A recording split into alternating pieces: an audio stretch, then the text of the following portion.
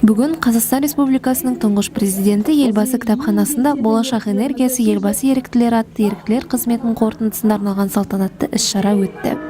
Іс-шара кештің негізгі қатысушылары еріктілер дайындаған бабалар өсиеті театр қойылымынан бастау алды. Әйтпесе басымды алам. Жоқ, кешіріңізші. Ол байқамай алып еді. Жарайды. Кешті. Жолдарың болсын.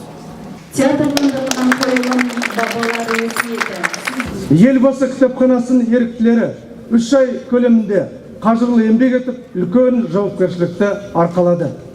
Егер де біз бүгін біздің еліміздің патриоттары, ең мықты патриоттары кім десе, мен жаңағы біздің балаларымызды айтар едім.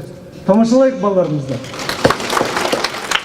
Біздің еліміздің болашағы осындай балалардың арқасында болады деп ойлаймын. Кітапхана еріктілер корпусының белсенділері өздерін Елбасы еріктілері деп атайды. Бұл күні жас еріктілердің қызметі қорытыланды.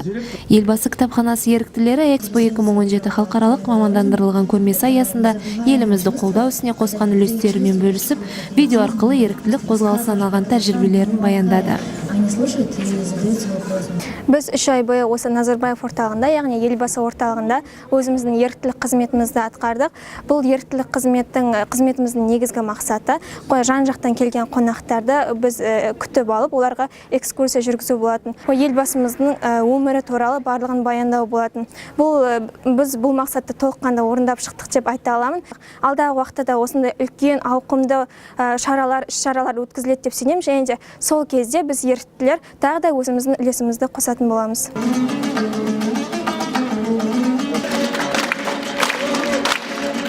Жас көшбасшылар қазақ халқының күйлерінен попури, болашақ энергиясы Елбасы еріктілері флешмобын орындап, өздерінің дарындылықтарын тағы да бір дәлелдеді.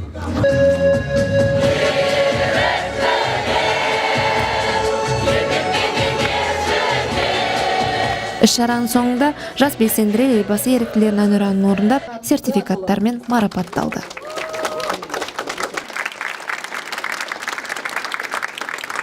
Енді біз қызмет еткен нысан ол Елбасы кітапханасы.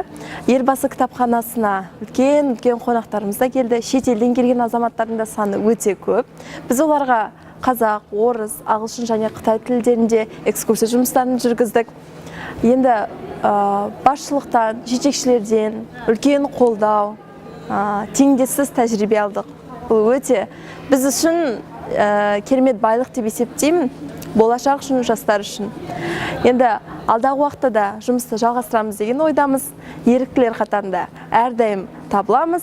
Қазақстанның жарқын болашағына өз үлесімізді қосамыз деп уәде беремін.